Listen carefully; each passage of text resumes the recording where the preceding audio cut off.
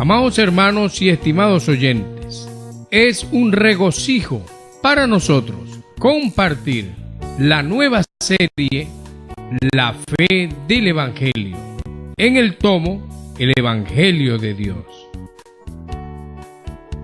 Semana 6, Filipenses, parte 2. Tierna misericordia de Cristo Jesús, basada en Filipenses, capítulo 1, versículo 8. Filipenses, capítulo 2, versículo 1. Colosenses, capítulo 3, versículos 12 y 13. Día lunes. Lectura bíblica. Números, capítulo 14, versículo 29 y 30. Hebreos, capítulo 4, versículo 4 al 11. Leer con oración. Dándonos a conocer el misterio de su voluntad, según su beneplácito, el cual se había propuesto en sí mismo de reunir todas las cosas en Cristo, en la dispensación del cumplimiento de los tiempos, así las que están en los cielos como las que están en la tierra. Efesios capítulo 1, versículo 9 y 10. El deseo del corazón de Dios. Durante esta semana vamos a ver que Dios tiene un deseo en su corazón, que es el buen placer de su voluntad, encabezar en Cristo todas las cosas por medio de la Iglesia, tanto las del cielo como las de la tierra. El encabezamiento del Señor producirá la Iglesia perfecta, el nuevo hombre, con la personalidad de Cristo. Ese es el misterio de su voluntad.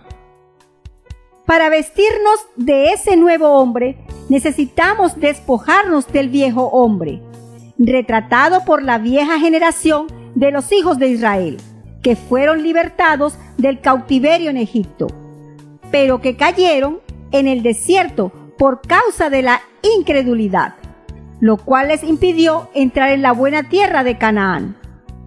Eso es una advertencia para nosotros. Estamos llenos de fallas, pero por despojarnos del viejo hombre y revestirnos del nuevo hombre, la vida de Dios en nosotros nos conducirá para entrar en la tierra prometida, en el reposo de Dios.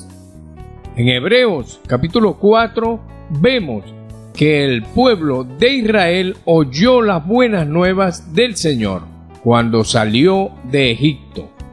Dios le había prometido la tierra de Canaán a Abraham y su descendencia.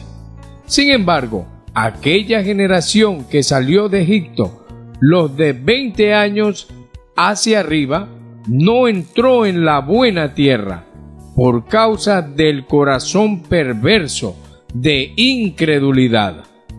En el Salmo 95 leemos: porque Él es nuestro Dios, nosotros el pueblo de su prado y ovejas de su mano. Si oyereis hoy su voz, no endurezcáis vuestro corazón, como en Meriba, como en el día de Masá, en el desierto, donde me tentaron vuestros padres, me probaron y vieron mis obras. 40 años estuve disgustado con la nación, y dije: pueblo es que divaga de corazón, y no han conocido mis caminos. Por tanto, juré en mi furor que no entrarían en mi reposo. Por causa de la desobediencia, aquella generación de israelitas no entró en el reposo de Dios. Es por eso que se dice: no hablaría después de otro día. Ese otro día es hoy. David declara: si oyeres hoy su voz, no endurezcáis vuestro corazón, no tengamos un corazón perverso de incredulidad delante del Señor. La vieja generación del pueblo de Israel cayó en el desierto y no entró en Canaán por permanecer en el viejo hombre. Tuvieron un vivir de murmuración, de reclamos y de rebelión contra Moisés y Aarón. Solo buscaron obtener un beneficio propio. De aquella generación, apenas Caleb y Josué entraron en la buena tierra. Ellos perseveraron en seguir al Señor y creyeron en su palabra. Hoy busquemos el crecimiento espiritual para entrar en el reposo de Dios. Cuando descansamos en Él, no necesitamos del esfuerzo natural. Cesan los reclamos, las reivindicaciones, el derecho propio.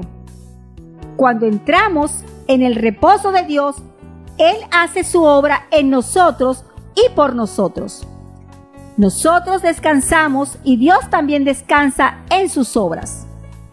Pero si no entramos en el reposo de Dios por comportarnos como niños desobedientes, Dios tendrá que poner las cosas de su casa en orden. Quien vive por la vieja naturaleza no puede descansar en Dios y tampoco discierne las cosas espirituales, pues no disfruta de su palabra, porque la palabra de Dios es viva y eficaz y más cortante que toda espada de dos filos, y penetra hasta partir el alma y el espíritu, las coyunturas y los tuétanos, y discierne los pensamientos y las intenciones del corazón. Valoremos la palabra de Dios, entremos en su reposo y vivamos bajo el encabezamiento de Cristo.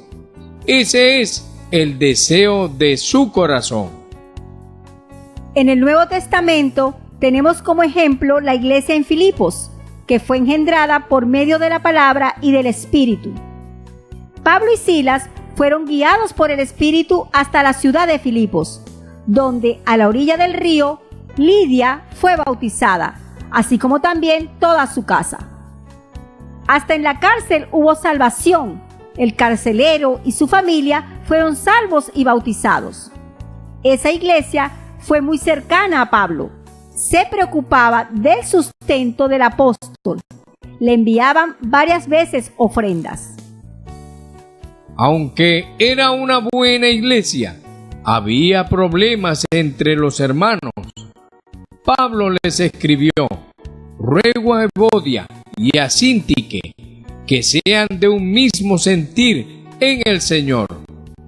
Esas dos hermanas eran colaboradoras preciosas de Pablo, pero entre ellas había un grave problema: no pensaban lo mismo. Quizá había alguna disputa entre ellas. Ese era el problema de la iglesia en Filipos. Veamos si el problema de la iglesia en Filipos también ocurre en la iglesia en nuestra ciudad. En caso de que hubiese algo de ese tipo, necesitamos orar al Señor y prestar atención al ruego del apóstol, que sean de un mismo sentir en el Señor. Pregunta: ¿qué podemos aprender con el ejemplo de la vieja generación del pueblo de Israel que no entró en la buena tierra? Buen provecho.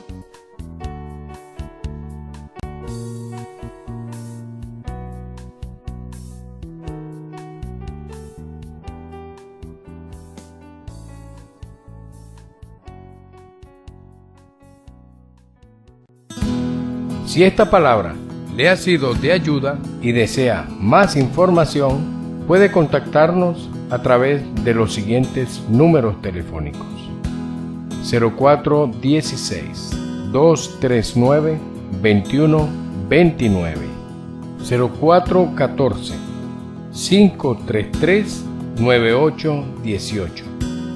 Dios les bendiga.